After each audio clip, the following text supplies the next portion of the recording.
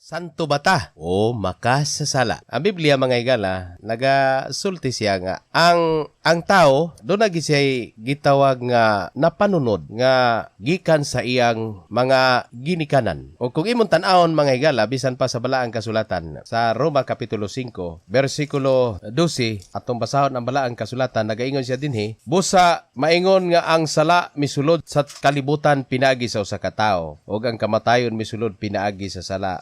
Tungod ni Aine, ang kamatayon mikaylap ngadto sa tanang tao sanglit ang tanang mga tao nakasala man. So tanang tao walay nabilin, tanan tao nakasala. Ang tao mga higala, doon na siya'y nature o doon na siya'y gitawag nga kinaiya gyud nga makasala. Masinupakon sukad pa sa sinugdan kang Adan. Doon nagi kinaiya nato nga makasala kita sa atong buhi nga Dios. Ang tao, adunay paagi ang Ginoo nga mahimo siyang maluwas gikan sa pagpakasala. So kung atong basahon mga igsoon ang paagi sa Ginoo, sumala sa balaang kasulatan diha sa 1 Korinto kapitulo 1 bersikulo 2, nganha sa iglesia nga iya sa Dios nga naa sa Korinto. Kanila nabalaan pinaagi kang Kristo Jesus o nga gipanagtawag ingon nga mga balaan uban kanilang tanan nga sa tanang dapit na nagsimba sa atong Ginoong Hesukristo alang Ginoong Hesukristo ilang Ginoo maingon nga ato usab.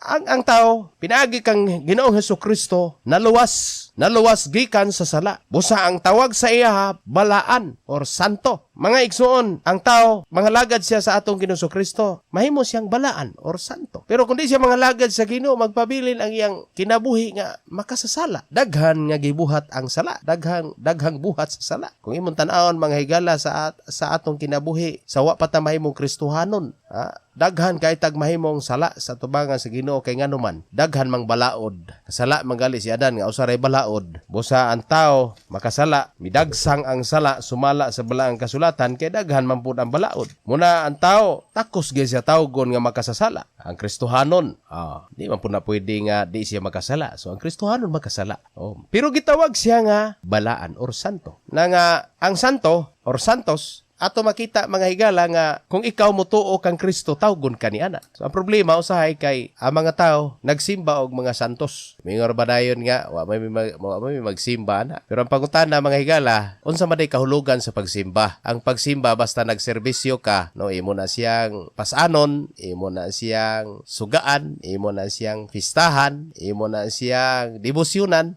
Consider nato na siya nga simba. Simba gina siya. Kay nganuman mo na siya ang kahulugan sa pagsimba. Pagpangalagad. Muna nga sa balaang kasulatan, kumin kag santos or santo, ang tanan nga nituog ni dawat ni Kristo, gihatagag katungod nga mahimong mga anak sa Dios. Sumala sa Juan kapitulo 1 bersikulo 12, mahimong anak sa Dios, ang mga anak sa Dios, mga santos, mga balaan, mga higala. Busa kung gusto ka nga mahimong balaan, tubangan sa Ginoo. Matod pa niya sa tanang dapit nagasimba kang Ginoong Hesukristo, nga ilang Ginoo pud nato. Saray atong simbahon isaray atong alagaron. Kung naay duha diha ikaduha may tag ako na pero mga higala dili naman na pwede ninduta ka alan butangan siya butangan nimo it's kay may mong ala mga higala walay lain natong simbahon gawas sa Dios gawas ni Hesukristo si Hesukristo nga matod pa nga nagbalaan sa atong kinabuhi nga kinahanglan ang tao mudawat og mga lagad sa atong Ginoo nga ayaw og simba og tao bisan pag unsa siya kabalaan kay walay laing gitugot sa Ginoo angay simbahon gawas ni Ginoong Hesukristo. Salamat ug duna may mga comment higala ibutang ra man sa ato kay magtinampuhay ta sa atong kahibalogikan sa Ginoo.